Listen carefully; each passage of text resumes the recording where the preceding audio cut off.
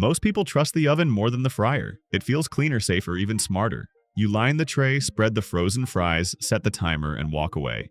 Nothing about that feels risky. But when potatoes stay too long under dry heat, something happens that has nothing to do with grease or calories and everything to do with chemistry. At roughly 375 degrees Fahrenheit, a chain reaction begins. Natural sugars in the potato meet amino acids, and together they create what scientists call acrylamide.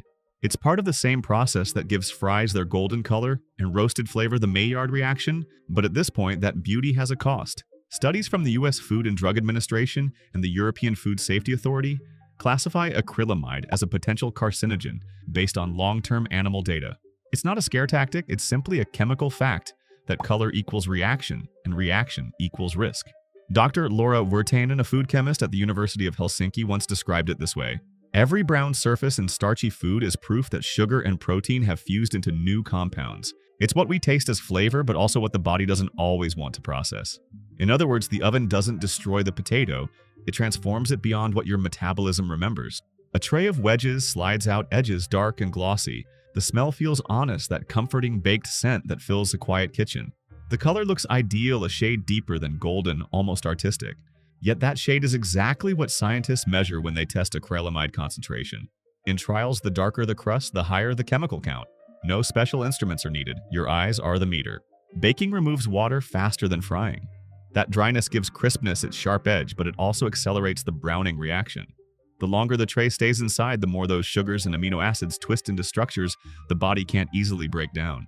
Maillard intermediates, carbonyl compounds, reactive oxygen species, technical names for the same problem, heat-forcing molecules into shapes they were never meant to take. Nutrition scientist Dr. Ronald Schwab explains that the older human body doesn't neutralize oxidative compounds as quickly as it did at 40.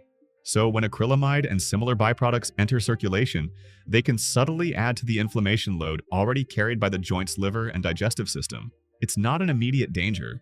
It's quiet, cumulative wear, one tray at a time. The impact builds over years. Food that was once pure fuel begins leaving fatigue behind. You feel it after lunch, that slow heaviness you blame on salt, or age, or a long day. But part of it might be those browned sugars the body struggles to clear. Health agencies don't warn you to avoid fries forever. They say control the color. In plain terms, aim for golden yellow, not deep brown. Acrylamide doesn't appear until that darker stage begins. That's the science, but there's a real story that happens in real kitchen. Margaret lives alone in St. Paul.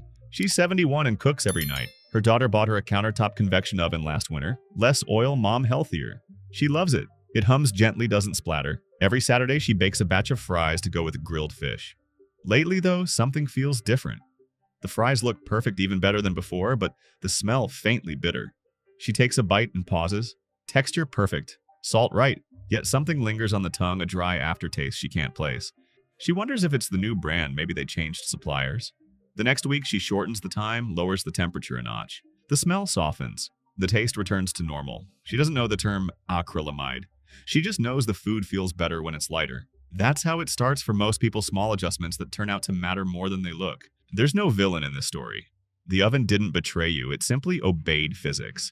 Every browning reaction is a trade flavor for stability, texture for purity. What once made food beautiful in color can, under steady heat, make it less kind to your body. So the rule becomes simple. Golden is safe. Brown is pushing it. Dark is wasteful. Baking fries at a lower setting or pulling them out just before they crisp fully cuts acrylamide levels by nearly half, according to tests from European food safety labs. That's not theory, that's real reduction measured in kitchens just like yours. After all, you don't have to quit. You only have to change your timing. Maybe 1 minute less, maybe a slightly gentler heat. Because sometimes the difference between a meal that satisfies and one that slowly wears you down is measured not in recipes, but in shades of brown. If potatoes can turn against your intentions under steady heat, imagine what happens when bread, another daily comfort, spends just a little too long chasing color. I used to bake bread often. Nothing fancy, just simple loaves at home, warm and steady. That smell filled the kitchen like a memory you could taste. I loved the sound of the crust cracking as it cooled, the faint steam rising when I sliced through it. It always felt honest, almost therapeutic. Over time, I learned to love the crunch, that perfect shade of golden brown that told me I'd done it right. It became a small ritual, something that turned a quiet morning into a reward. A few mornings ago, I noticed something different. The loaf came out darker than usual, a little more brown at the edges. It looked good, professional even. I let it cool, spread a thin layer of butter, and took a bite. The texture was perfect, but the taste wasn't what I expected. It was sharp, almost metallic dry in a way that pulled moisture from my mouth. The aftertaste lingered a bitterness that didn't belong. I couldn't explain it, but a small sense of wrong ran down my spine. That night, curiosity got the better of me. I looked it up, not expecting to find much. What I found was enough to change how I see breakfast entirely. When bread is toasted or baked, past a certain point, usually once the surface hits around 350 degrees Fahrenheit, something inside it changes. Natural sugars and proteins begin to fuse under dry heat, creating a compound called acrylamide. It doesn't change the look much, and it doesn't smell dangerous. But in chemical terms, that golden crust has started forming something your body can't easily handle. Tests from food safety agencies around the world have shown that the darker the toast, the higher the acrylamide level, sometimes 10 times higher than a pale slice. The problem isn't color alone, it's time and temperature. The longer bread stays in the toaster or oven, the more those molecules rearrange themselves into forms your body has to fight rather than use. The name might sound like science class, but what it really means is that your breakfast begins to demand more from your system than it should. Once you eat that crust, the acrylamide passes into your bloodstream. The body doesn't treat it as food, it treats it as waste. The liver starts breaking it down into smaller pieces, the kidneys help flush it out, and in the process, your body uses up antioxidants meant for other repairs. It's not catastrophic, it's cumulative. You don't feel it once, but over years it adds a quiet load to your system, one slice at a time. The more I read, the more I recognized my own habits in every example. I used to think the dark color meant more flavor, more satisfaction. That burnt edge felt rustic, comforting. But it turns out what I was calling flavor was really a form of mild chemical stress, not enough to notice, but enough to keep building. That bitterness I tasted wasn't in my head. It was the taste of overreaction of sugar and amino acids pushed past balance. The next morning I changed things. I turned the dial down on the toaster and waited. The slice came up lighter this time, golden and soft. The crust cracked gently but didn't splinter. I buttered it and bit down. The difference was immediate. The flavor was rounder, smoother, even a little sweet. The dryness was gone. And more than that, it felt clean, like the bread had returned to what it was meant to be. That one small change became habit. I stopped chasing that dark crunch and started trusting the lighter shade. The reward didn't shrink, it deepened. I still bake, still love the sound of the crust cooling, but I no longer push for color. I pull the bread out earlier, give it room to breathe. There's something reassuring in knowing you can keep what you love but make it gentler. Not by quitting, but by adjusting. Sometimes I think about how easily small routines slip into blind habits. Toast isn't dangerous, bread isn't bad, but time and heat can twist even the simplest food into something our bodies don't thank us for. The change we need isn't dramatic, it's awareness. Now I start my mornings differently. The toaster's setting stays low, the color stays warm, not dark, and that faint sweetness in each bite feels like the kind of reward worth keeping, a sign that age isn't about losing flavor, but about learning what really gives it. Bread taught me that heat changes more than flavor. It changes how food treats us. And if something as innocent as toast can turn that way, it makes me wonder what happens when sugar and fat meet that same heat. Maybe the next story begins there in something that looks even sweeter. Evelyn is a devoted housewife. Her mornings begin with a light hum as she wipes the counter clean, measuring flour by memory, not by weight. She loves the rhythm of baking, the soft crack of eggs, the swirl of butter and sugar, the sound of her wooden spoon scraping the bowl. But what she loves most is the finish. That golden crisp, that faint caramel edge, the sign that her cookies have turned out exactly right. It's her quiet way of saying the house is cared for. Lately, though, something feels off. The cookies come out perfect, but she doesn't feel the same. A dull ache rises in her belly not long after eating them. It isn't sharp, just insistent. She blames the tea, then the milk, then the butter. But every Sunday, after the same batch cools on the rack, the ache returns slow, predictable, unwelcome. This is where the truth starts to turn. The sound of a cookie cracking between your teeth is more than nostalgia, it's chemistry. Once dough passes roughly 340 degrees Fahrenheit, the heat triggers what food scientists call the Maillard reaction, a dance between sugars and proteins that builds flavor, aroma, and color. It's the same reaction that browns bread or crisps potatoes. But in baked sweets, it produces something else, advanced glycation end products, or AGEs. AGEs form in every body naturally, but when they come from food, they arrive pre-made, ready to cause trouble. These compounds don't stop working after you swallow them. They latch onto tissues, muscles, skin, even blood vessel walls, and start interfering with how cells repair themselves. The National Institute on Aging calls AGEs one of the key contributors to oxidative stress, the slow form of cellular wear that makes recovery harder as we age. The same heat that gives cookies their crunch quietly primes them with the same chemistry that stiffens joints and dulls elasticity. What feels like harmless comfort food behaves on a molecular level like a gentle accelerant of aging. Most people never hear that connection, and yet the evidence is not new. Laboratory studies show that baked goods, especially those made with sugar and butter, carry some of the highest age levels in any diet. When baked too long, they contain more of these compounds than roasted meats or fried foods. The darker the cookie, the greater the count. Inside the body, those molecules act like microscopic glue. They make flexible proteins rigid, slowing the natural repair work that keeps tissues resilient. Blood vessels lose their spring. Skin heals slower after small cuts. Fatigue lingers after meals. Doctors describe this as metabolic friction, not an illness, but a steady resistance the body must push against. It doesn't happen from one dessert. It happens from repetition. One tray each week, one holiday season, one habit quietly passed down. The same oven warmth that fills the house with comfort also dries out what the body was never meant to store. Back in Evelyn's kitchen, the timer ticks. She leans on the counter, waiting for the smell that reminds her of childhood. It comes butter sugar heat, rich and familiar. She pulls the tray out, and for a moment, everything feels right again. The cookies are beautiful amber at the edges, a faint crackle as they cool.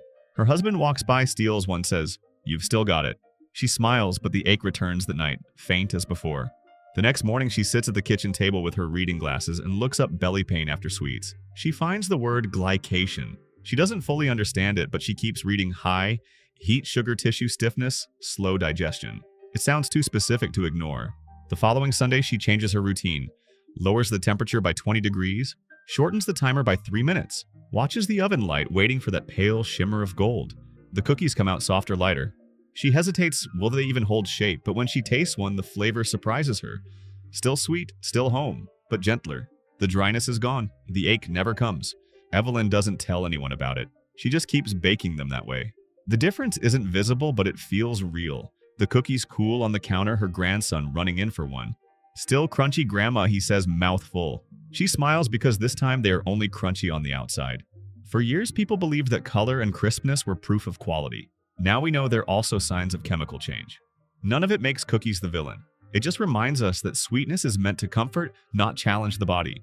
I've met many people like Evelyn, careful, proud, unwilling to give up what connects them to family. They don't need to. They just need a lighter shade, a lower heat, a smaller moment of patience. The reward doesn't fade. It becomes purer. Sweetness was never the problem. It's the chase for perfection that turns warmth into wear. Have you ever tried baking bacon or sausage? If yes, give that up. I mean that seriously. It looks harmless, the tray lined neatly, the strips glistening under the oven light, the air filling with that rich, salty perfume that promises breakfast and peace. Yet behind that smell, something darker is forming. When processed meats, bacon, ham, sausage, pepperoni are baked above 350 degrees Fahrenheit, the very preservatives that keep them pink begin to betray you. They react with proteins and form nitrosamines, compounds the World Health Organization classifies as Group 1 carcinogens, the same level of certainty assigned to asbestos and tobacco smoke. In dry, steady heat, those reactions don't fade. They linger. The crisp edge you love is simply chemistry reaching its peak. Think of your oven as a quiet refinery. Each bubble of fat is fuel, each golden shimmer, a sign that molecules are shifting. The nitrites that once promised freshness now lose their balance, fusing with amino acids to create those harmful compounds. You can't see it happen. You can't smell it either. What curls the edges and deepens the color is the same process that fills the food with invisible damage. Once inside your body, nitrosamines move quickly. The liver tries to neutralize them, but in doing so releases unstable particles, microscopic sparks that nick and rust your cells from within. It's not pain, it's wear. Over time, this quiet erosion contributes to vessel stiffness, slower repair, and higher blood pressure. Doctors sometimes call it the triple strain: chemical, metabolic, and inflammatory, all hidden inside one beautiful slice. And that's the cruel part. Baked bacon looks so honest. It lies flat, golden, glossy, no smoke, no burn, no guilt. It sounds cleaner when lifted from foil, snapping softly as if it were harmless. But that sound, that crisp crackle you crave, is the sign that the soft flesh of food has hardened the same way the body's arteries can harden over time. The oven doesn't save bacon, it sanctifies illusion. For decades, people turned to baking to escape the grease and guilt of the pan. And it made sense: less oil, fewer stains, more control. But food chemistry doesn't care about intentions. In the oven's dry air, nitrosamines have more time to bloom, and fat has more time to oxidize. The cleaner method, ironically, just makes the reactions quieter. Nothing warns you while it happens.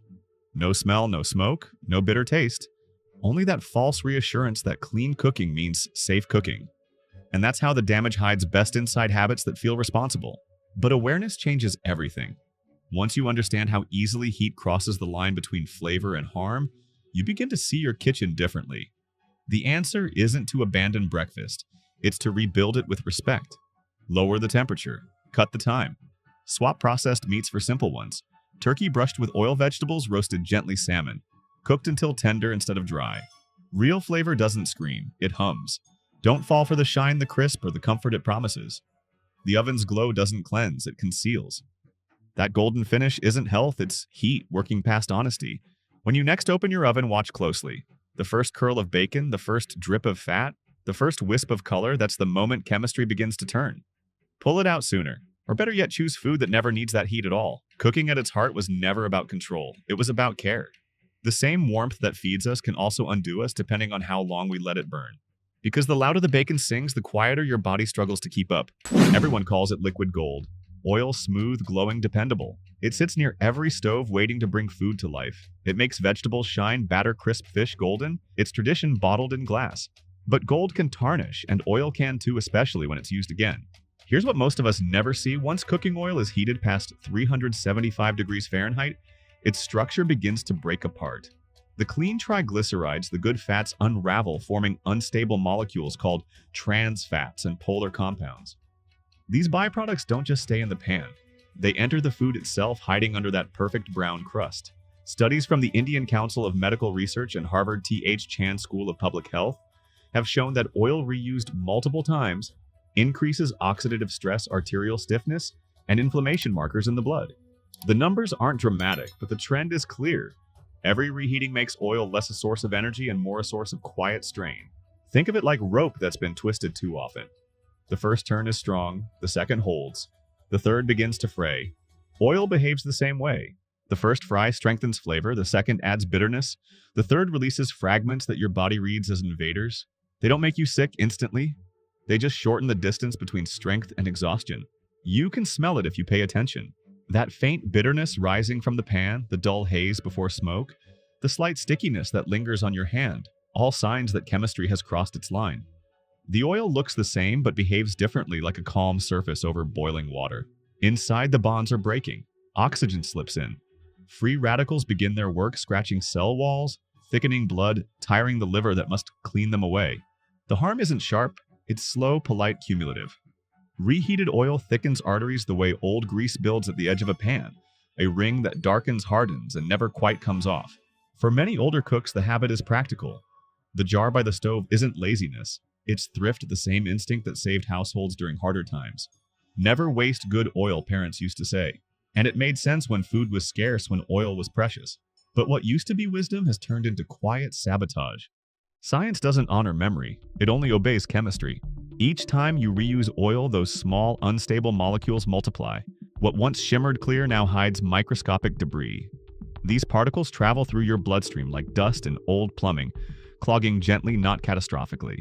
The body filters what it can, but not all of it. The rest settles. Over the years, it forms what cardiologists call oxidative sludge, a mix of damaged fat cells and residues that narrow the paths blood should move freely through. You can see the metaphor in the pan itself. After several uses, the oil darkens, becomes sluggish. It doesn't bubble the same way. It thickens, smokes, sooner leaves an aftertaste. That's not just residue, it's chemistry turned weary. And if oil behaves that way under heat, imagine what it does inside the warmth of your body.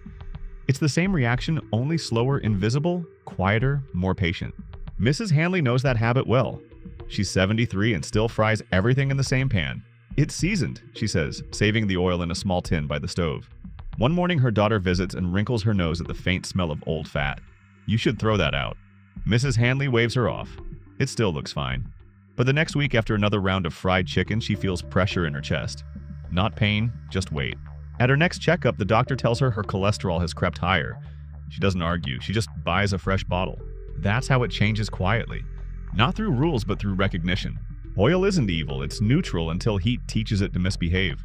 The first use gives life, the second begins to take it back. The fix isn't difficult. Use less heat, lower, never reuse what's already turned dark or smells bitter. If it smokes, it's past saving. Pour it out. Begin again. Bitterly, the same oil that makes food glisten can in time dull the body that eats it. So now we've seen it how something as simple as baking, as ordinary as breakfast, can quietly turn on us when heat and habit collide. But this isn't a call for fear. It's a reminder that knowledge always wins back what comfort once took away. You don't need to give up your oven or stop cooking what you love. You only need to see it clearly to know when golden turns to gone too far. The beauty of food has always been balanced warmth without burn flavor, without disguise, care without waste. And once you cook with that in mind, every meal becomes medicine, slow, gentle, honest. Because real health doesn't live in fear or restriction.